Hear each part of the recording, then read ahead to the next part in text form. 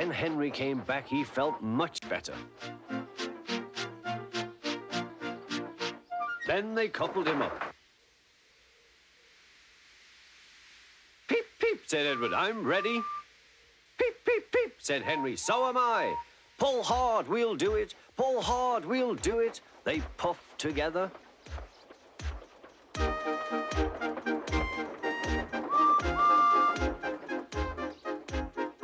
"We've done it together, we've done it together," said Edward and Henry.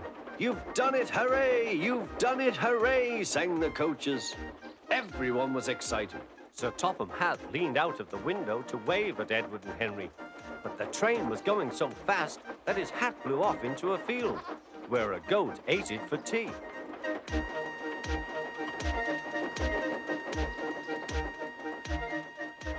They never stopped till they came to the station at the end of the line. The passengers all said, "Thank you," and Sir Topham Hatt promised Henry a new coat of paint. On their way home, Edward and Henry helped Gordon back to the shed. All three engines are now great friends. Henry doesn't mind the rain now. He knows that the best way to keep his paint nice is not to run into tunnels, but to ask his driver to rub him down when the day's work is over.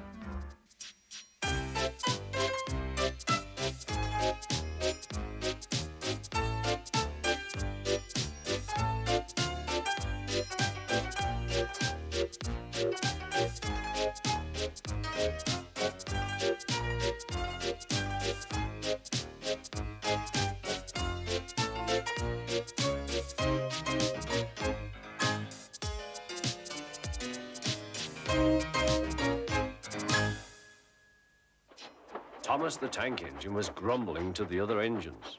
"I spend my time pulling coaches about ready for you to take out on journeys." The other engines laughed. "Why can't I pull passenger trains too?" "You're too impatient," they said. "You'd be sure to leave something behind." "Rubbish," said Thomas. "I'll show you." One night, he and Henry were alone. Henry was ill. The men worked hard, but he didn't get better.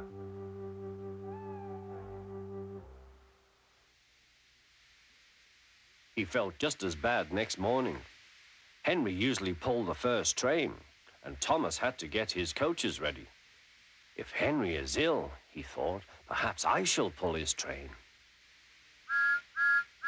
Thomas ran to find the coaches. Come along, he fussed. There's plenty of time, they grumbled.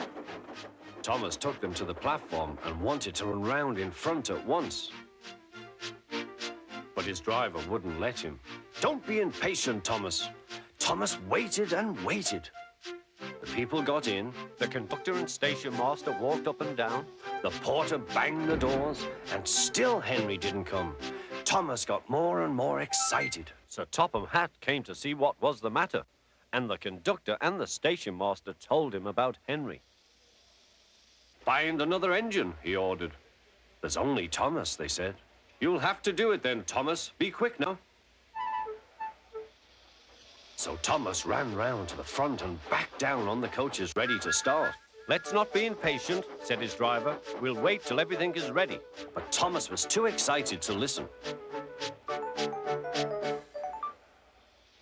What happened then, no one knows. Perhaps they forgot to couple Thomas to the train, or perhaps the driver pulled the lever by mistake. Anyhow, Thomas started without his coaches. As he passed the first signal tower, men waved and shouted, but he didn't stop. "They're waving because I'm such a splendid engine," he thought importantly. "Henry says it's hard to pull trains, but I think it's easy. Hurry, hurry, hurry," he puffed, pretending to be like Gordon. "People have never seen me pulling a train before. It's nice of them to wave," and he whistled. "Peep, peep, thank you."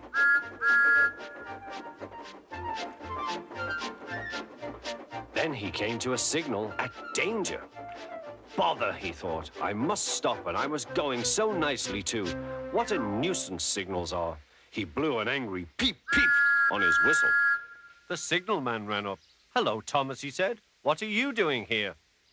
I'm pulling a train, said Thomas. Can't you see? Where are your coaches, then? Thomas looked back. Why, bless me, he said, if we haven't left them behind. Yes, said the signalman. You'd better go back quickly and fetch them. Poor Thomas was so sad, he nearly cried. Cheer up, said his driver. Let's go back quickly and try again.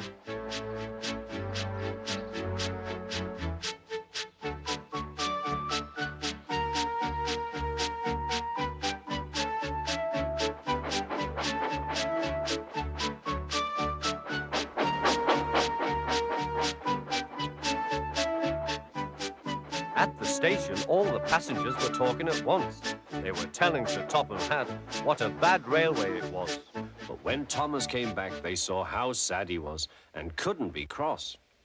He was coupled to the train, and this time he really pulled it.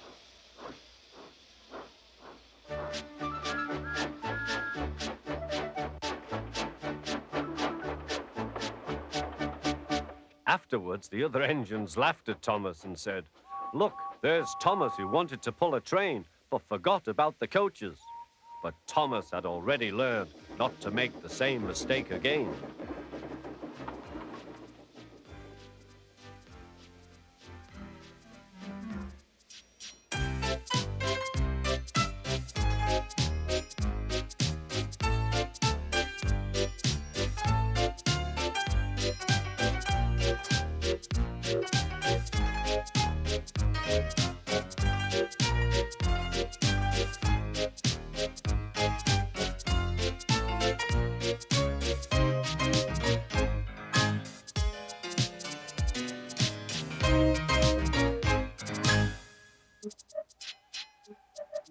Thomas the tank engine wouldn't stop being a nuisance.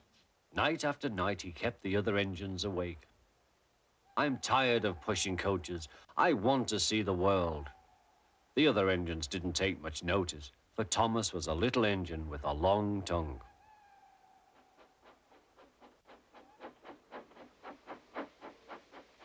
But one night, Edward came to the shed.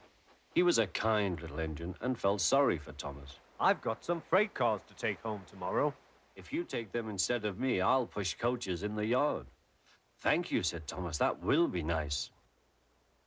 Next morning, Edward and Thomas asked their drivers, and when they said yes, Thomas ran off happily to find freight cars.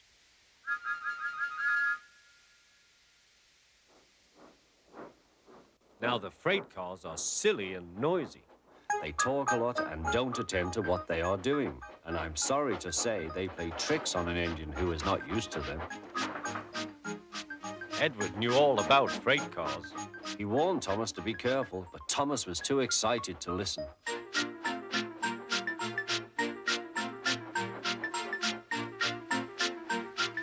The shunter fastened the coupling, and when the signal dropped, Thomas was ready.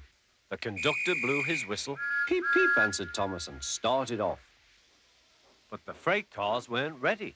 "Oh, oh, oh," they screamed. "Wait, Thomas, wait." But Thomas wouldn't wait. Come on," he puffed. All right, don't fuss. All right, don't fuss," grumbled the cars.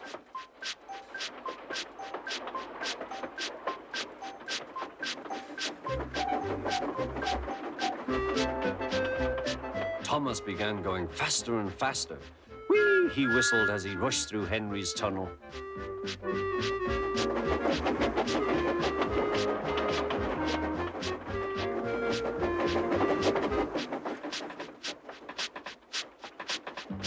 "Hurry, hurry," called Thomas. He was feeling very proud of himself, but the cars grew crosser and crosser. At last, Thomas slowed down as he came to Gordon's Hill.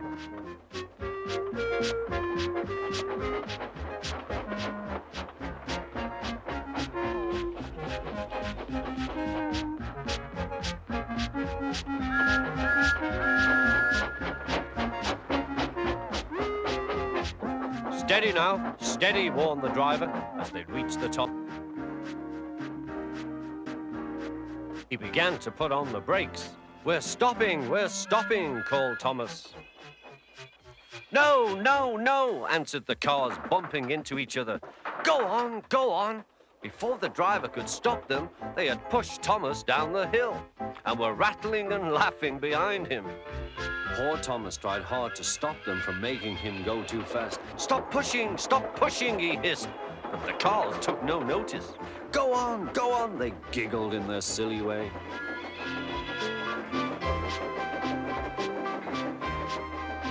There's the station. Oh dear, what shall I do? He cried. He rattled straight through and swerved into the goods yard. Thomas shut his eyes. I must stop. When he opened his eyes, he saw he had stopped just in front of the buffers. There, watching him, was Sir Topham Hatt. What are you doing here, Thomas? He asked. I've brought Edward's freight cars, Thomas answered. Why did you come so fast? I didn't mean to. I was pushed, said Thomas. You've got a lot to learn about freight cars, Thomas. After pushing them about here for a few weeks, you'll know almost as much about them as Edward.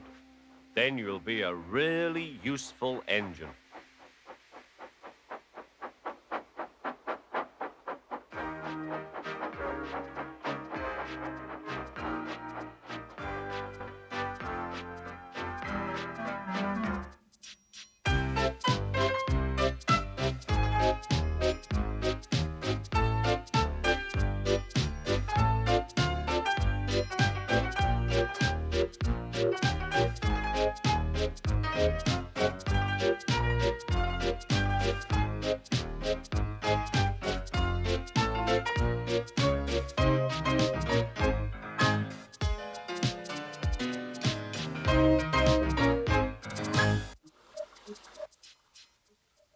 Every day, Sir Topham Hatt came to the station to catch his train. Hello, he always said to Thomas. Don't let the silly freight cars tease you. Remember, you have an important job as a special helper in the train yard.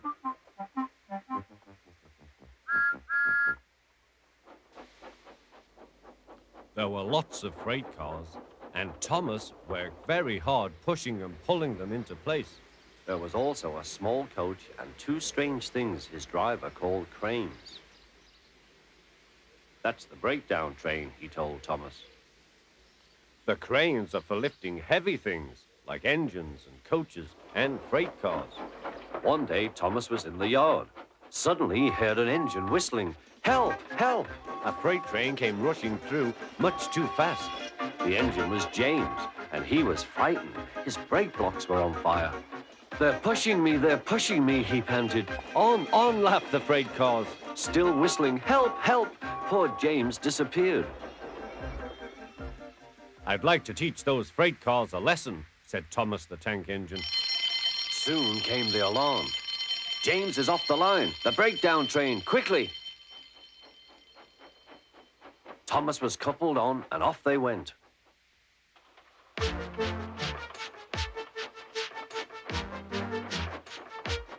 Thomas worked his hardest. Hurry, hurry, hurry, he puffed.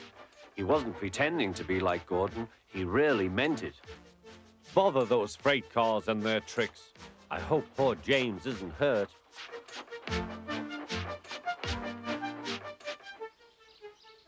James's driver and fireman were feeling him all over to see if he was hurt. Never mind, James, they said. It was those silly freight cars on your old wooden brakes that caused the accident. Thomas pushed the breakdown train alongside. Then he pulled away the unhurt freight cars. Oh dear, they groaned. Serves you right, puffed Thomas.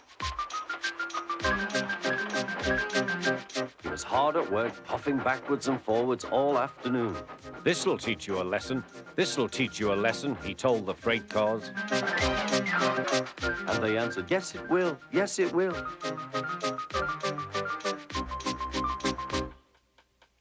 They left the broken cars, then with two cranes, they put James back on the rails.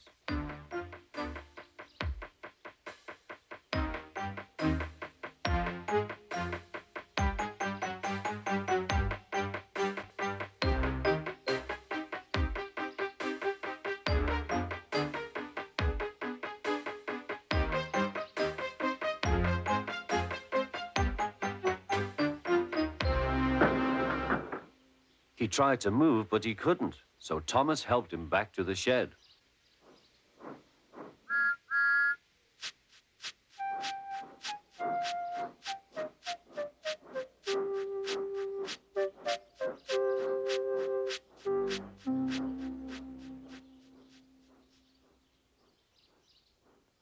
Sir Topham Hatt was waiting anxiously for them.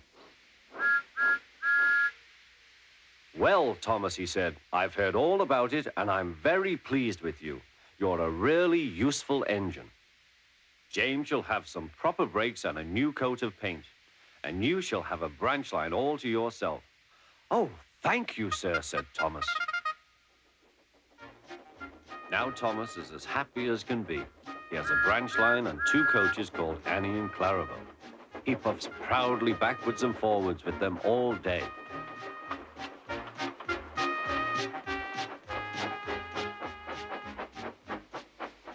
He is never lonely. Edward and Henry stop quite often and tell him the news. Gordon is always in a hurry, but never forgets to say poop, poop. And Thomas always whistles peep, peep in return.